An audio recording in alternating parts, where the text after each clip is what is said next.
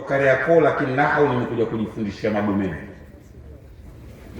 Na akimaliza darasa saa 4:30 usiku, sisi tuko bado wadogo, anatutoa kwa mguu mpaka Faya kila siku ya Mungu. Darasa lile lilikuwa lina hata Ijumaa, leo mapumziko kila siku, alafu yeye anarudi kwa kukimbia. Alikuwa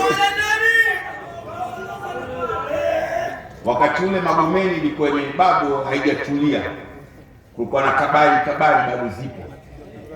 Kwa Ustadh Walidi alikuwa anakuja mbio kila siku ya Mungu kwa miaka takriban 5-4. Kwa ni mwalimu wangu kabisa. Amenilea na ni mshauri wangu katika mambo mengi. Mimi nikuombee kila la kheri. Wewe ni kipenzi cha watu wanakupenda na una moyo wa huruma.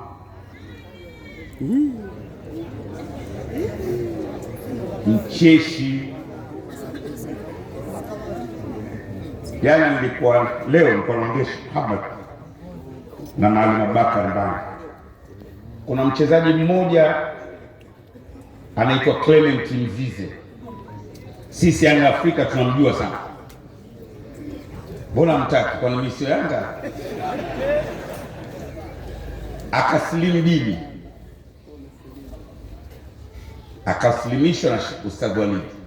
Mimi situmii sana shekhe, msinielewe vibaya, sababu mwalimu wangu napenda kutumia neno Ustadh Walidi. Akasilimu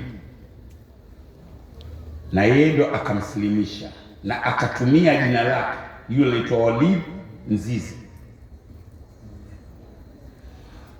Na Ustadh Walid msiojua ni Simba sana, anapenda sana Simba, anaumwa na Simba, na wakati mwingine huifanyia dua kimya Simba anapocheza.